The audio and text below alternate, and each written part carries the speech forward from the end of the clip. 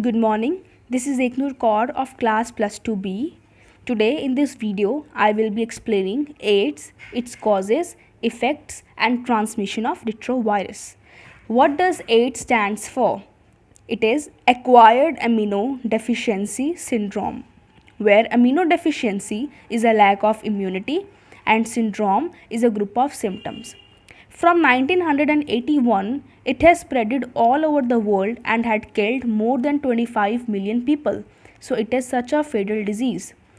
AIDS is caused by the virus known as HIV virus, that is human immunodeficiency virus, and the group of these viruses togetherly known as retrovirus. What can be the causes of AIDS? There can be various causes like sexual contact with the infected person. If the partner is infected, it may cause the infection. Transfusion of contaminated blood and blood products. If the infected blood is transfused to the healthy or unhealthy person, it will cause the infection. Sharing infected needles in the case of continuous drug abusers. Once the needle have been injected to the body, it should not be used again as it can lead to such the fatal disease. Infected mother to her child through placenta. Placenta is basically a flattened organ which provide nutrition to the child. If the mother will be infected, definitely the nutrition which is going to the child through placenta will also be infected. Now AIDS can also be caused by having multiple sexual partners. Drugs addicted person, that is having alcohol and drug consumption continuously. It is also caused to the person who required repeated blood transfusion.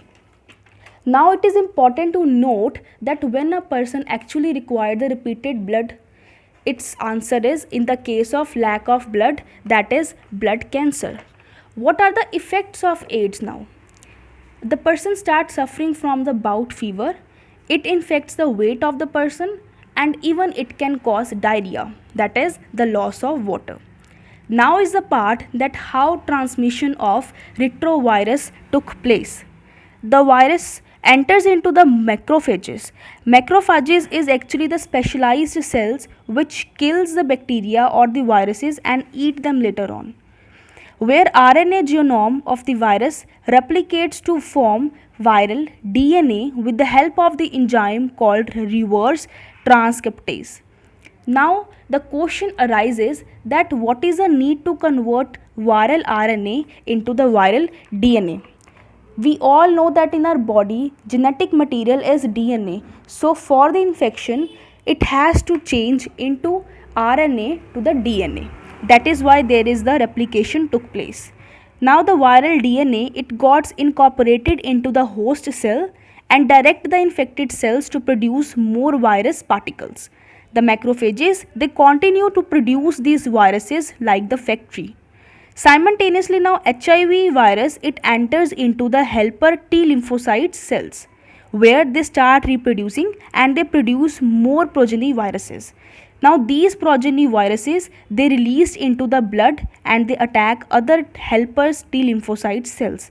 In this way, the amount and the number of T lymphocyte cells, they start decreasing into the infected bodies, and it also leads to cause various other infection except AIDS due to the lack of T lymphocyte cells, that are the helper cells. So with these videos, I want to complete my word. I hope these words are clear. Thank you.